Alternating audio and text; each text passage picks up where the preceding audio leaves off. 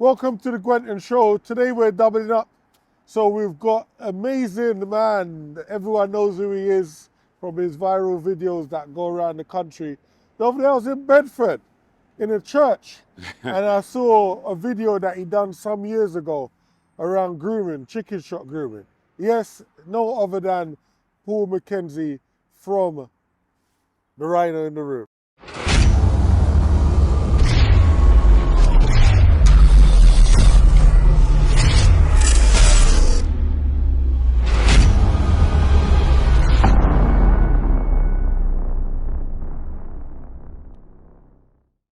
Something that I thought needs to be touched on. I've been down the Old Bailey with 3 clients and a friend of mine. All of them are murder cases. And when you sit in the courts and actually watch the court proceedings and the evidence being unraveled, you learn a lot. Yeah. Especially the way that the events change and unfold within the courts. And what I found, which I never thought that I'll be touching on, is something that I've delivered in training, joint enterprise. Joint enterprise, yeah. But watching joint enterprise being played out in court is different to the aftermath. Because normally we hear about joint enterprise when a family member is complaining that their family is in prison for joint enterprise. But actually watching it Play out in a court, live situation. yeah, it was totally different. Yeah. Because for me, I saw a case where, and it was a close case to myself, because none of us are immune to this. You understand? Whether it's We're all impacted in some way. somewhere or another. So when it's one of your loved ones or your family members in it, you pay more close attention. And I watched this case where the victim was set up by a friend. And then the other 2 people that were meant to be the perpetrators, one of them was also set up by his friend. But what the police are trying to do it under is joint enterprise. Joint enterprise. And I was looking at it, thinking, wait a minute, but if one person's bossing about the other person, how do you put it as joint enterprise? And you see a lot of people panic. So the first case we went to, one of the young girls panicked and pleaded guilty immediately because the way that the police presented the evidence was so overwhelming. No doubt that they were involved. Yeah, but the level to what they were involved didn't warrant joint enterprise. But the young girl sat with her family and her family said to her, look, trying to fight this, you're not going to win. So the best thing to do is go for joint enterprise. And she ended up in prison because she pleaded guilty straight away, panicking, and she was done on the joint enterprise. For the rest of her life, she will have on her DBS that she was a part of a murder. God knows what it's going to read as, perverting the cause of justice or whatever it is. But it's just to show people that it's not really what it sounds like. It's a very complicated area. I mean, you just said earlier about that person feeling pressured. Yeah. So we're talking about peer pressure. We're talking about manipulation. Yeah. We're talking about people that are in prison because they were manipulated. Yeah.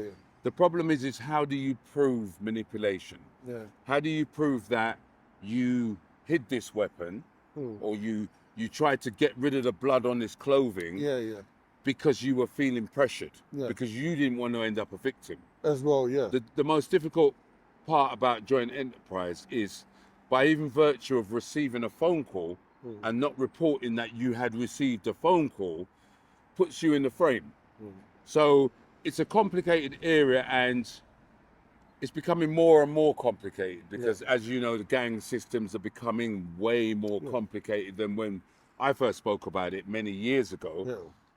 It's now a case where you have an increasing number of young people ending up doing life just by virtue of knowing. But then let's put it the next way. Let's say you didn't know, but after the fact you found out. For a lot of young people, where do they go to get protection if they wanted to talk? And that's one of the problems no one looks at. It's like, Who's going to protect me Who's if I gonna actually protect tell the truth? Because what do snitches get? Stitches.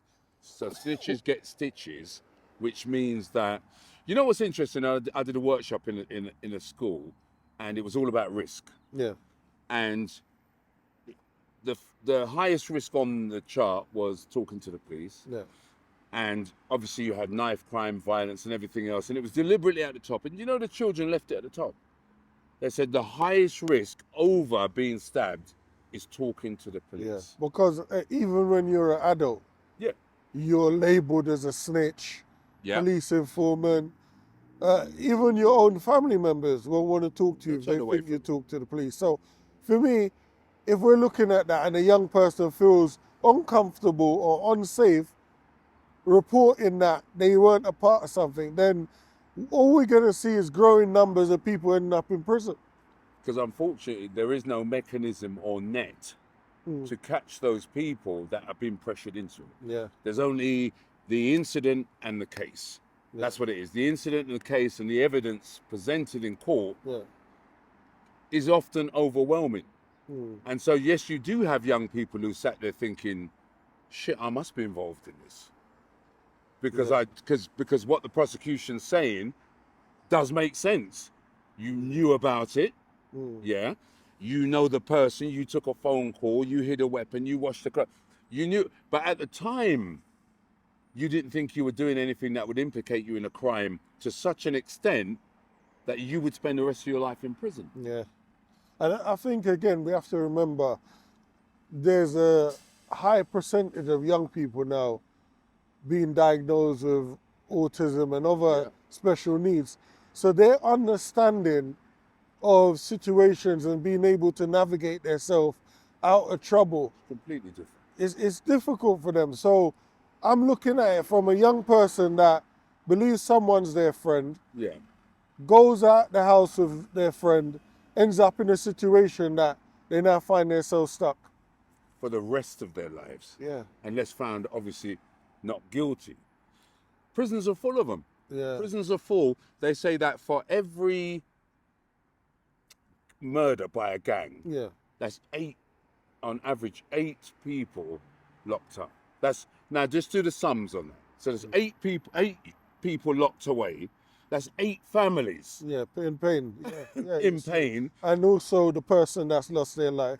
And one of the things that I learned from all of the cases that I went to, all of them was one common theme. The families didn't wait for the evidence to unravel. Whatever their judgment was at the beginning, that's what they believed throughout. Even when the evidence came back and said that girl weren't involved, that girl was forced, or the boy wasn't involved. Right? Because of the pain of losing a loved one, they refused to listen in court to the evidence. So not only have you got the police trying to lock you up, you've got a family giving you dirty looks in court, even though it clearly says you weren't involved. You've also got your friends probably intimidating you in the docks. Yeah. You're worried about what people are going to be saying on the street. So all of that pressure on a young person, sometimes a lot of them might think, you know what, it's best to go to jail than come out and deal with this. And it's best to plead guilty. Yeah. And just go with the... And that's what infuriates me is that if you are a child or a young person and you have special needs, and you are in that situation where you have the prosecution going at you, all this evidence, it's like an overload. And there's too no one in the court, although you're meant to have an intermediate, which is someone that sits with you in the court and explain the court proceedings. Depending on what court you're in, you might not get that support. You're not gonna get. So you're sitting there pretending you understand the jargon that they're speaking in court, their legal language, and although your barrister and solicitor will explain it to you, you could even pretend to them that you understand them, but you don't understand them. How many times do you see it though? Yeah. When they say, "Do you understand?" and it's almost like a knee-jerk response. But it's also if you're a big, well-known person, or you think you're a man, one of the most embarrassing things is to say, "I don't understand." And a lot of young people will rather go through life pretending they understand than admitting that I didn't have a clue what you just said. Well, let's simplify it. Let's look at a classroom for a young person. Yeah. Right? Teacher asks a question. You're not sure about it. It's best not to put your hand up. Yes. Do you see it? Yeah. Even though I might know it, might is a grey area. Yeah. Yeah. So when they're in the courtroom and they might understand it, it's best just to go with. Yeah. Go with the flow. Yeah. Go. Whatever happens. Happens. Yeah. Whatever doesn't make me look stupid. Yeah. And by the time you've done that, you're already sentenced. Yeah. Yeah. You're heading into jail. Yeah. And there's an interview I did with Jengba. Yeah. A while back, and you said, all right. So let's play that. Yeah. So I think it would be good for the people to have a watch. Yeah. Well, joint enterprise sounds like a business model. Yeah. And so that's why I've come across, because a lot of young people, if you say joint enterprise to them, they go, I don't know what you're talking about. But I honestly think that young people need to understand the implications of what joint enterprise is and how it can affect their lives. Because you just showed me how many cases have you got here? Well, we are currently supporting over 800 prisoners. But it's probably a bit higher than that because we release people in the system. But probably about 70% of them are BAME. So it is definitely joint enterprise, definitely targets certain communities, is used on certain individuals or groups. I mean, the way you can get a collective criminalisation of a group is by using something called joint enterprise, or was. They've now changed that to they're calling it parasitic accessorial liability, right? So they're trying to make it quite complicated language. Yeah. So accessorial liability is what they're using now. But what they were using over the last 10, 15 years very, very heavily was joint enterprise. Yeah. And what they needed to do was prove that two or more individuals had the same intention and foresight as the person who carries out the crime. So most of the people we're supporting have been convicted of murder, and they haven't necessarily murdered. Done. No, a lot of them are not at the scene. A lot of them are at the scene but have left the scene when something else, the altercation leads into something else. A lot of them have received a phone call earlier in the day, so that can bring them into the joint enterprise because you knew what was going to happen. It was going to take place that day. A lot of them are very young, vulnerable people who have no indication that a crime has happened anyway, but they can then say, well, you're a part of that group, or they'll use the gang narrative. Yeah. That's really to bring you into that. And often, I call them the Caspers, because they're the friendly white ghost. Often the person they've got the least evidence on becomes someone very high up in the chain, because they need to get that person so they can get other people that they know. Exactly. And it's a way of criminalising large groups, and it's a very easy way of getting something as serious as a homicide conviction, murder conviction for something you didn't know was going to happen. Because before I came across here today, I didn't realise how deep this thing is. I mean, I'm just looking at all of these individuals here. These are all people that you're working with, with their families, and there's just a wide section of people there, mostly young. Yeah, I can see mostly young people. Yeah, this young girl is named Emma, and that's Charlotte, and so it's not just boys and it's not just men. It's like children. The youngest was 13. That's her, but she was in a flat when someone has beaten up somebody else. She's very, very vulnerable. She was 16. She was being sexually abused by a stepfather. So she was they sent her to a home with only men in it. Anyway, so this man has told her to drive him and the guy he's beaten up to a forest. So vulnerably, she does that because she's actually, she's really petite and she looks about 12. And she does that, and the next day she can't wrestle with her conscience because she doesn't know what's happened to the guy that he's dumped it or he's taken into the forest. So she goes to the police. She's serving 20 years. She goes to the police to do the right thing. So the thing where young people have got to be aware of, and I'm not going to say you be careful who you hang around with, because I wouldn't do that. I've got young sons, they choose their friends, and you always choose your friends wisely. But if you do get arrested under this spurious umbrella of a collective accessorial liability, and you know you're not guilty of the index offence, it's quite difficult, and I don't want to be the voice of doom, but it is quite difficult to get yourself out of it, because the police will use evidence like cell site evidence. They will use anything like if you've got a bandana. The main one you've got to be really careful of is if you've done a YouTube footage and you're going, get the feds, or making any kind of... It's all evidence. That is evidence. There's been 2 big cases, one in Moss Side and one again in London just recently. The prosecution have opened up on YouTube footage evidence. And actually shown that YouTube And you might not be even in there. You've got guys in the dock that are not in the footage, but that doesn't matter because all you're trying to tell this jury who do not believe the CPS lie, who do not believe the police lie, is that you're part of that group because you know them. And it's just scary. I'm just blown away. I know. And some of these cases I've seen them in the newspaper, and it's, just to know that you're actually working with them and they're there because of joint enterprise is what's frightening for me.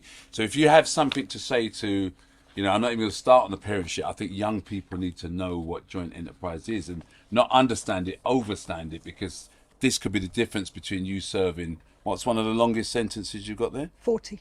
40 years. Yeah. Serving 40 years. Yeah, we've got a guy who's serving 32 years for making a phone call from prison. He's phoned his brother outside of prison.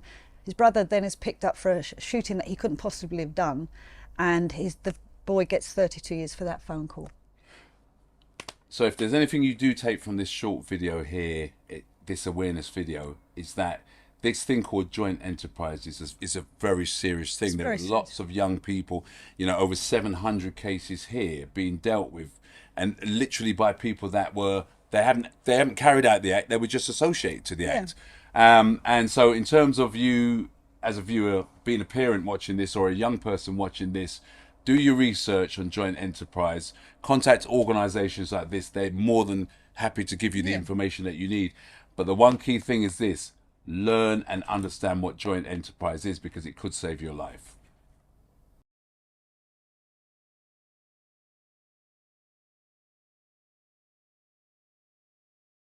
So as you just saw there from Jemba, and the amazing work, and it's not just now that they've been campaigning. They've been campaigning for years, because a lot of them have got family members and loved one in prison, suffering without a voice. So let's talk about what is joint enterprise and how easy it is for someone to get caught up. So 4 people go out to do a murder. There's only one gun in the car. One person squeezes the trigger, one person drives the car. So there's 2 people with balaclavas on just in the car for no reason. They will also be done on joint enterprise. And it's not just about a murder. It could be someone that is in the wrong place at the wrong time, but refuse to tell the truth about what happens. The police will make up a scenario of why you're there. Your silence is a sign of guiltiness, and you will be sentenced. But also going back to the 2 in the car in the balaclavas, that's what I want to pay particular. So the 2 in the car in the back with The balaclavas back, let's say on, they're in the back seat. who got into somebody's car Yeah, because of hype yeah, and didn't realise that the one gun that was in the car, which was in the front of the car, was actually going to be used. yeah. Or even if 3 of them knew and one didn't know, the one that didn't know will still be sentenced. And that's what makes it so complicated. Yeah. And supposing that one that didn't know was the one who had those special needs, and the excitement of getting into a car, putting a mask on, driving around, has now ended you up in court for a murder. Yeah. And again, if you don't understand the court process, you'll just go along with it. You're not going to put your hand up. You're not going to do that. If you're in a cell with one of those other 3 people, you won't be talking. If you're on a wing with them, you're not going to be talking. If your friends or family members that are friends with them are coming out to visit you, you're not going to talk. It's a very precarious situation for anybody to be. Not just young people, but young people don't have the knowledge. Yeah. But there are older people. Joint enterprise. I had a case recently where a house was raided and the mum, sons, sister, and the partner all went to the police station and all are on bail. All are on bail. Because when they searched the house, there was drugs and weapons in the basement. So who's responsible for that? Everybody. It's everybody in the house. Everybody. The sister was like, I've just come back from uni. I don't even live here. Wow. The police didn't want to hear that. She's like, I don't even live in this house. And yet you could be facing time in prison for drugs. No one's owning it. No one's owning it. No one's owning it. So mom... that's what I was going to ask you. So if nobody owns it... Everybody owns it. If nobody owns it, everybody owns it. There you go. And now we have to also look at the new safeguarding guidelines where the police could ring around your employers without you knowing and tell your employers that you're involved in criminality. If they believe that you're a risk to the public or vulnerable people, they can ring around your employers and stop you working. We have to look at the implications of stop working. Yeah. You then might not be entitled to benefits because a lot of people believe that they meet the criteria for benefits, but the amount of benefits that you might be able to get if you meet the criteria, you're not going to be able to live on it. It might not even be able to pay your rent. And if you've got a mortgage, the housing benefit will not be covering your mortgage. Touch you. So there's a lot of, what can I say? So it's like an octopus. Yeah. So one incident can spiral off into many different aspects of your life. Yeah. So like you just said, even about benefits, even if you were the one in the car with the mask on who didn't know anything about it, you now can't get benefits. And also immigration. If you're someone that your status isn't a British one, and you've got indefinite leave or you've got a card to stay here, a work permit, you could immediately be revoked because the police will notify the Home Office that you haven't got your status to be here or you're on indefinite leave, but you're then committing crime. The word indefinite leave means until we decide to revoke that.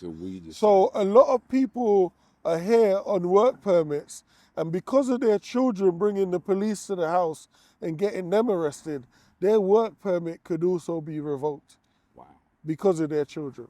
Their tenancy as well. This is something that we have to mention, that because of the tenancy that you sign, you could also end up homeless because your children have brought some trouble to your house. Yeah. So what are the stats that are around? Because I saw some stats in 2023 at the beginning. What are the stats for 2023 going into 24 on joint enterprise? The people that have been found guilty, maybe get them up. I think we get them up. So we're not just guessing, because I'm sure that the stats are growing by the hour.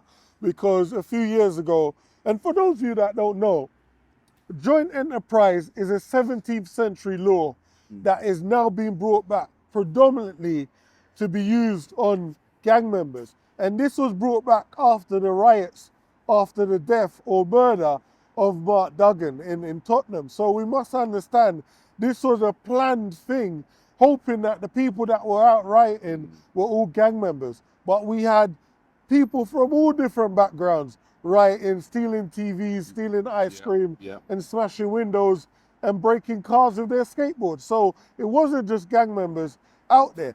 But one of the things that I did hear a few years ago, that they were lobbying, I think it's sometime this year in February, they're going back to the House of Lords to try and get that law overturned. So if you want more information about that, they could also find out on the GEMBA website, because GEMBA is one of the leading organizations to try and get this joint enterprise scrapped.